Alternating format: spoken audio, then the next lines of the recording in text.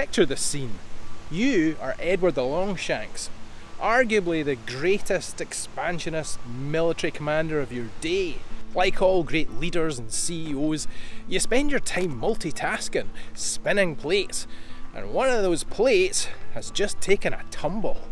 You've just come back from France, where you've been working hard, concluding a peace treaty with your greatest threat. You should be relaxing, making the most of it, taking some time out for yourself, maybe a spa, something like that, whatever the medieval equivalent is. But there's no rest for the wicked. Your army, the greatest fighting force in the Western world, has just been roundly cuffed by a couple of terrorists at the Battle of Stirling Bridge. #rage. William Wallace. Outlaw, freedom fighter, and ultimately, martyr. But what do we actually know about him? Who was he really? Where did he come from?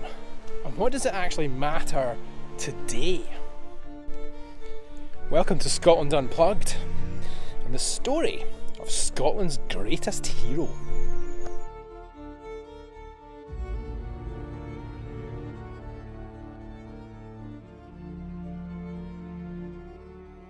It's late 1297. A rebel army commanded by William Wallace and Andrew de Murray has just seen off an occupying English force at the Battle of Stirling Bridge. Longshanks was not a happy bunny. In the beginning of 1298, he marched his army north.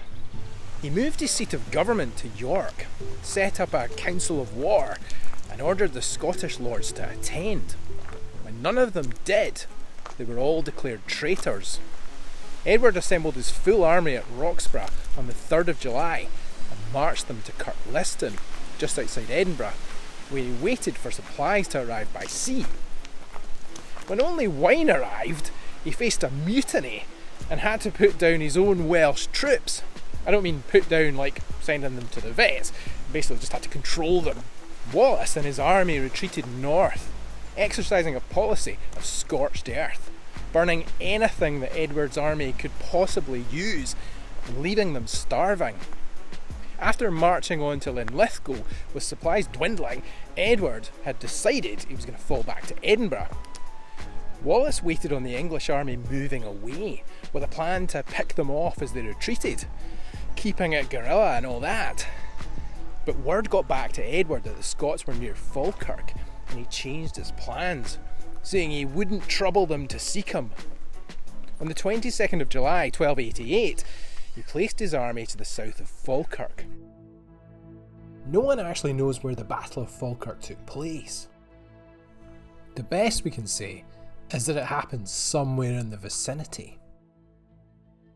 This is Wallace Stone, the place from where, legend has it, he watched Edward's army approach. As vantage points go, it's not a bad one. The Scots fought mainly with spears, formed into schiltrons. Imagine a sort of giant hedgehog made of spears, held in place by maybe 1,000 men. It meant that the English cavalry had a hard time breaking through, and that archers could hide in the gaps in between. But what the Scots hadn't counted on was some recent innovation. The English cavalry charged in 4 battle groups and couldn't break through. Then they fell back. Edward unleashed his archers and their new tech, the longbow.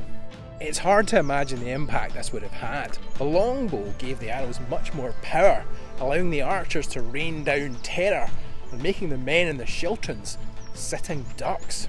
Once the Scottish soldiers started to fall, Edward sent in his cavalry and his infantry, smashing the spears and running down what remained of Wallace's army. The Scots cavalry turned and left. Wallace escaped with his life, but ashamed, he resigned the guardianship of Scotland. Edward occupied Stirling and began living his best life, raiding far and wide. Eventually, most of the Scottish nobles would sign a peace deal, one that Wallace was obviously excluded from. Wallace seems to have gone to Europe, It's thought he went to France to the court of Philip IV to plead Scotland's case. It's also thought he might have gone to Rome to lobby the Pope. This is a letter of safe passage from Philip he carried with him when he came home. He returned home sometime around 1303 and slowly took up raiding again, but his days were numbered. This is Rosslyn Glen, home to Wallace's cave. It's said to be the place where William Wallace hid after the Battle of Rosslyn.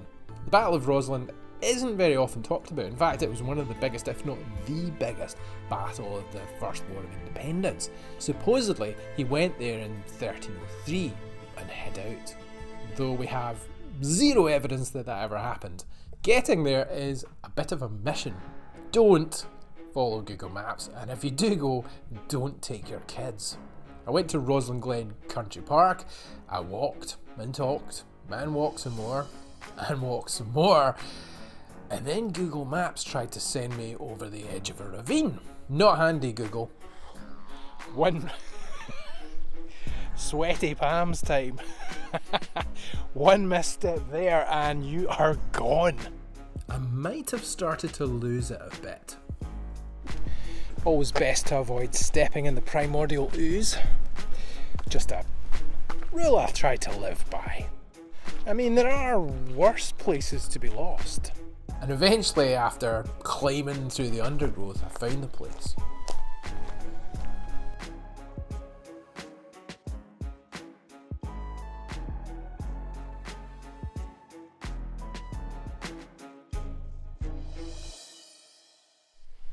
Wow. It is actually pretty massive. Don't know how much of that you can see. More than a little bit spooky too. We have no records to say that he was actually at the Battle of Rosslyn. In fact, the main players weren't really anything to do with Wallace. By that stage, if anything, he was kind of like a raiding, rampaging foot soldier, hiding out in the woods.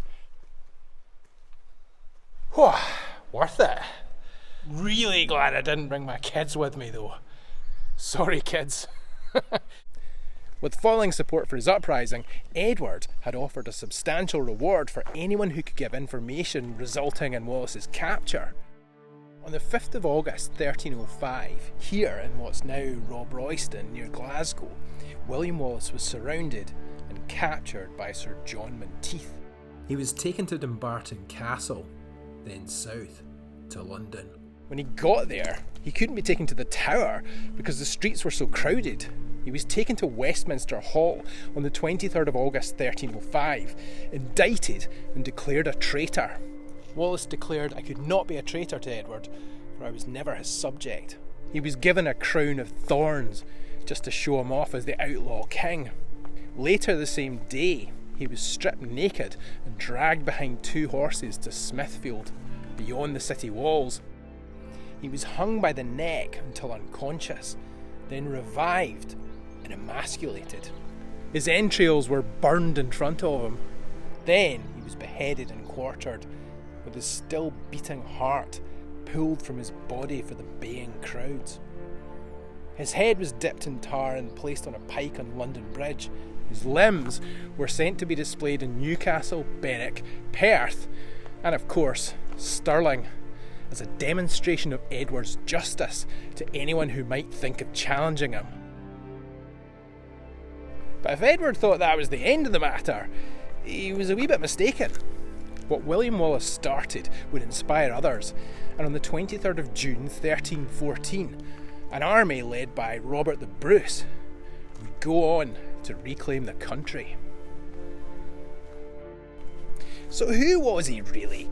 If we take away all the sensationalism, Blind Harry telling us he was 7 feet tall, for example, I mean, they were 100 years apart. What are the primary sources, the actual contemporary accounts of the time tell us?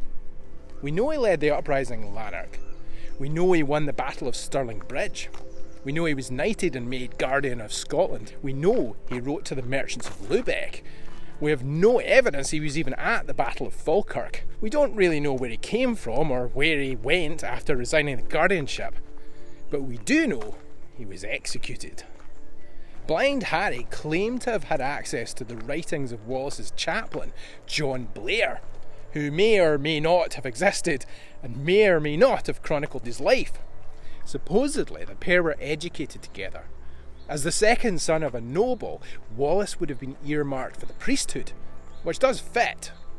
But if those documents ever existed, they don't anymore.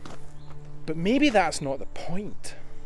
Maybe the real question isn't who was he, but who is he?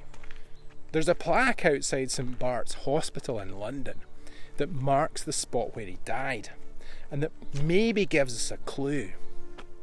Its Latin inscription reads, forgive me for this, Dico tibi verum libertas optima rerum nuncam servili subnexa viviti fili. I tell you the truth, freedom is what is best. Sons never live life like slaves. Really, he's an icon. Forget the divisive politics for a second. Whatever your political stance, whether you're a rabidly rampant nationalist, a staunchly swivel-eyed unionist, or you're clinging to that fence like you're trying to win it in a competition, whether you like or you really love, whether you're from Scotland, England, Ireland, or the Amazon basin. Seriously, I've heard of at least one Amazonian tribe citing Braveheart as their inspiration for standing up to the developers who want to take their land. And that tells you something. For so many people worldwide, Wallace stands for an idea, a concept, a fundamental value, encapsulated in a word. Say it with me. Freedom!